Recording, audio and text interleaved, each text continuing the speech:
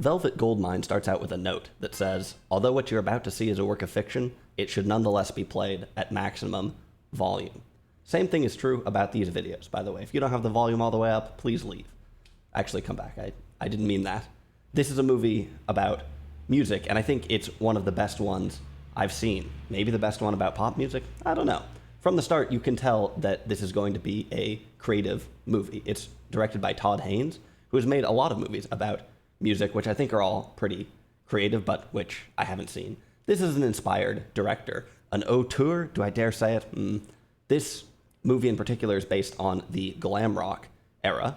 Essentially, it's a movie about David Bowie and Iggy Pop. Velvet Goldmine is the name of a song by David Bowie, but as the opening credits suggest, this is a work of fiction, made up, not true. Todd Haynes tried to get Bowie involved with the film, but apparently Bowie was planning to make his own movie about the time.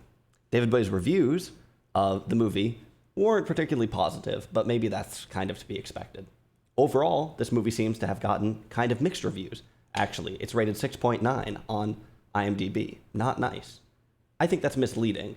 Sure, this movie has a couple things I would change, and it's pretty extreme, but to me, this is what movies are meant to be. This is an ambitious movie with a lot of weird stuff in it, but it's also a subtle movie that captures some deep ideas about an era and about music itself, about the history of music, about memory, about legends and myths. More than anything, I think this is just a movie that gets the spirit of music right. So let me give you a few details. This movie has a great cast. It's got Christian Bale in it playing a British guy, which is convenient given that Christian Bale is a British guy. Bale plays a reporter named Arthur Stewart, who is trying to track down a reclusive pop star named Brian Slade. The movie has Ewan McGregor in it, playing Kurt Wilde, which is the Iggy Pop character. Ewan McGregor sings in the movie. Toni Collette is in the movie too. Eddie Izzard is in the movie, these days Susie Izzard. Despite all these big names, though, the star of the show is Jonathan Rhys-Meyers, who plays Brian Slade. Myers, I guess, is more of a television actor, although he was in the Woody Allen movie Match Point, one of the more forgettable Woody Allen movies, I think, and he was in Bend It Like Beckham, possibly the greatest film to contain the word Beckham in the title. I didn't really recognize the guy, and I actually think that's exactly what you want for something like this. This movie kind of leans into the documentary mode here and there. Ewan McGregor and Batman are pretty recognizable in this movie, and I think Bale in particular might be distracting. There's some good acting in the movie, but I wouldn't say that it's the highlight of the film. This movie is in a lot of ways larger than life, over the top, legendary. That's kind of the point, but it means that some of the acting is big, maybe too big. And some of the writing, I guess, is maybe more on the nose than I would have preferred. I'll give you some specific examples at the end when I do a bit of complaining. This is one of those movies, that is in some ways subtle, but in other ways is not subtle at all, really over the top. After the clever opening text, we get a nice shot of the night sky, and then we see a UFO landing. Then we see Oscar Wilde being adopted. We travel to Dublin in 1854. We see Oscar Wilde in school. Oscar Wilde references are actually a square in Bad Movie Bingo. I'm looking at you, 3 billboards outside of whatever that movie's called. And I don't really love the theme in this movie, but it survives. You can probably get a sense already of just how creative Todd Haynes is, like I said. Opening the movie with a bunch of different threads, a bunch of different ideas, off the wall, wacky stuff. Gotta love it. There's another thing going on here too, though, which is that the movie is kind of invoking a legendary lens by talking about history, by talking about legends, by talking about the past, by talking about Oscar Wilde. This is something it does really well. Music is all about legends, I think. You've probably seen an episode of VH1 at some point. Even though those are, in some sense, just a statement of fact, they usually have this kind of ominous feel to them. Before the commercial break, the narrator says, little did they know that controversies were right around the corner, or something like that. Little did they know the tragic fate that they would soon face, right? VH1, I think, is a topic for a video on its own. Interesting stuff. That's not just a suspense mechanism. I think it's not just a way to get people through the commercial break, but it's also a specific type of historiography. This movie uses snippets of documentary stuff here and there. Again, if we had more time, I think it would be good to do a close reading of some of those scenes. Velvet Goldmine really isn't the same as VH1, but it is considering this historical subject that a lot of people have strong attachments to. It's kind of a eulogy of a person and of a time, but it still has a level of critical distance. You see fatal flaws, right? That's one thing that's interesting about VH1, is that often a lot of the people they cover did a lot of drugs or did a lot of crazy things, which would not normally be discussed on television and would not normally fit very well with a reverential character. I think that's one of the reasons why the tone of the VH1 stuff ends up being so particular, is that they're trying to kind of balance this reverential tone of a classic rock hero, but also, trying to get kids to join the DARE program. This movie, I would say, is non-judgmental. It has some moments that hint towards cynicism. It has some pointed moments. Some of them are humorous. Like when we meet Mandy, who is an American that has thrown herself into the British social scene, which includes adopting an accent. This is pointed, and it is kind of funny. Later we meet her again, though, and circumstances are a bit different. We see her jumping back and forth between her real accent and this fake one as she kind of remembers things. It's a great little mechanism. Mandy is played by Toni Collette. So it does have these cynical moments, but I think you also see Brian Slade warts and all. I think you see the ups and the downs of the culture, not really in a moralistic way, but in a way that truly glamorizes things, but also at the same time kind of gives us another view. So Velvet Goldmine is mainly, like I said, about this musician Brian Slade, but the story is actually driven largely by Batman, who plays a reporter that is doing a retrospective on Slade 10 years after he fakes his death. It happens that Arthur Stewart, that's the reporter, was a big fan of Slade and really found his own personal embodiment through his music and through the culture of his music. The movie opens up with about 6 threads. I already mentioned the Oscar Wilde stuff, the UFO. We also get to see Arthur as a teen. We also get to see Arthur during Brian Slade's final show, where he fakes his own death. Not a spoiler, don't worry, that's the beginning of the movie. We also get Arthur 10 years later as he's going back to track things down. 10 years is an interesting time frame. By the way, that's kind of a short period for classic rock exploration, and yet it seems like a lot has changed. Basically, nobody who goes back in interviews is doing the same thing. Neither is he. He's transitioned very soberly into this job as a reporter. Anyway, we open with about 6 threads, and this multi-temporality is another thing that I think the movie gets right. Music has a funny relationship with time. It can take you back. That's a simple way of saying it. But there's a lot more to it than that. It's just so woven together into different phases of our life. Music is of an era in history, connected to a time and a movement, but it's also of an era in our personal worlds. It's kind of hard to put into words, but I think Todd Haynes gets it, this connection between legend, memory, history, music, all this stuff. And starting all of these stories at the same time is a big part of it. It also gives you a cool feeling of kind of diving headfirst into things, which I think is sort of what you want, because this movie kind of relies on a sense of culture shock, a sense of, whoa, look at this crazy stuff that's going on. And starting all these threads at once helps with that. This movie, I think, just gets a lot of big things right when it comes to music that I haven't seen in a lot of other movies, honestly. It also gets a lot of little things right. Like we see Arthur buying a record, taking it out of the packaging. We see people getting ready to go to a show, doing their makeup to prepare. There's a mirror that says, last mirror before the venue on it. A lot of these little tactile moments, they mean a lot. These are the things you would remember about being a music fan or whatever.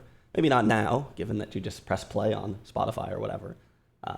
But these tactile moments. The historical details, the music, they seem spot on. I don't know much about glam rock, to be honest. I only knew one song from the soundtrack, but it seems legit. Now, a lot of the songs on the soundtrack were actually re-recorded for the movie. They're covers, essentially. There are also some original songs, and some songs featuring Ewan McGregor and Jonathan Rhys-Meyers on vocals. Batman does not sing in the movie, sadly, but let's just all take a moment to imagine him doing that. I don't think you need to be a fan of the period or of the music to enjoy the movie, which is probably good, given that this British glam rock scene might not really be very widely known to many Americans. David Bowie's cultural background might not be widely known to many Americans. Personally, I thought he was from space. It turns out he's from Brixton, which I think is on Mars. Because I live under a rock and because I like weird old stuff, I tend to think about music and movies just as artifacts, things that stand for themselves. But this movie is a good reminder that all this stuff was part of a movement. There were people there.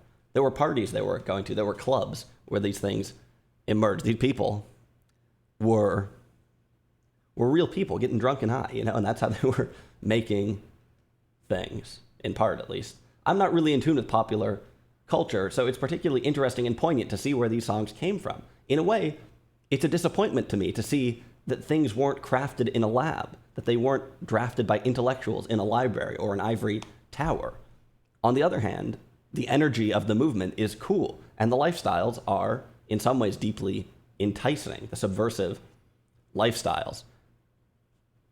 You know the feeling, maybe, of going to a concert and being almost haunted by the freedom of the artist, by the bravery of the artist. To be an artist, sure, part of it is skill, but surely the biggest thing is bravery, to not do what most people are doing, the subversive lifestyle, the something else, and being totally committed to that. That's pretty cool.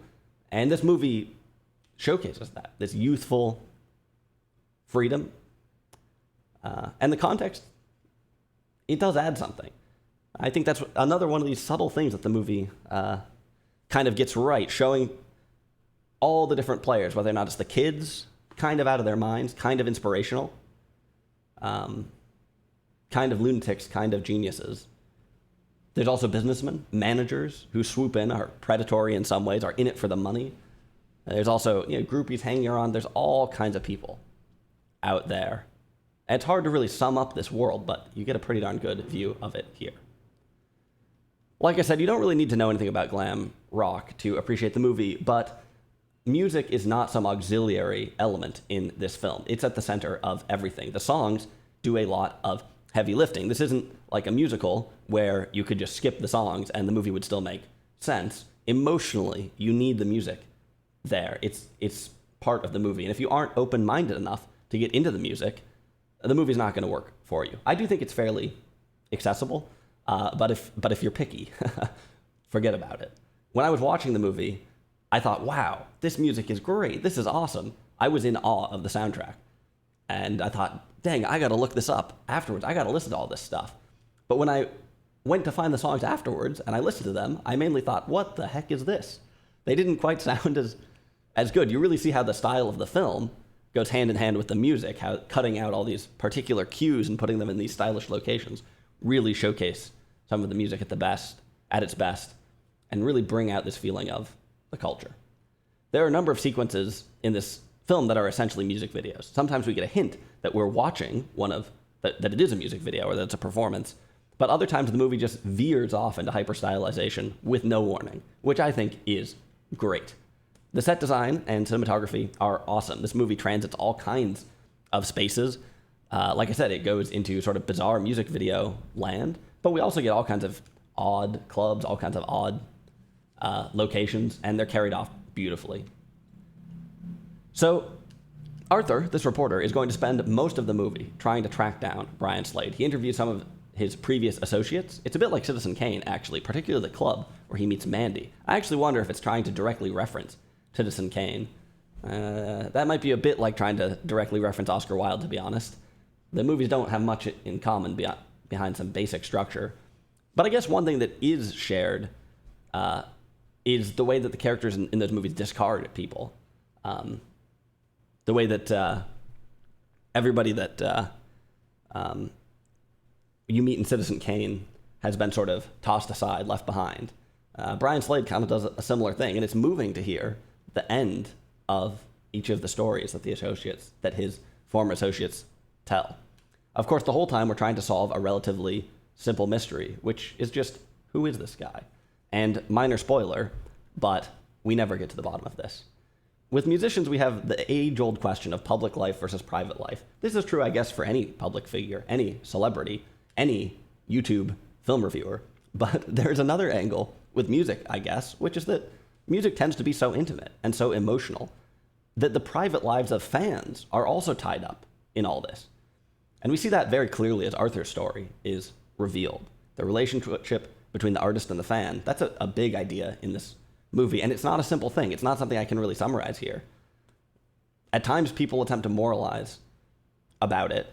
And there's hints of that in this movie, was Brian Slade exploiting his fans when he faked his own death? We see some documentary clips of people protesting against him, right? But the movie makes it pretty clear that there aren't easy answers, that these relationships are so complicated. It turns out that a lot of people went along for the ride, probably including Brian Slade, whoever he was, probably including him. In some ways, it might seem a bit sad that David Bowie didn't want to be involved in the movie, but this made-up guy almost does a better job at being a myth. Okay, I wanted to complain about a few things. I'll do that now. First, a few examples of where the movie's just too on the nose for me. Mandy's little speech to Brian, for instance, when she says, "You know what your problem is?" Oh man, there's another square in bad movie bingo. When anybody says, "You know what your problem is," turn it off. Movie's over. Maybe people do actually make cringy speeches in real life. I know I do. But this just teeters way too close to something that sounds like it's out of a movie. There's also a scene later on, or earlier, another scene at some point, where Brian gives a press conference, and he's being a bit of a cryptic diva,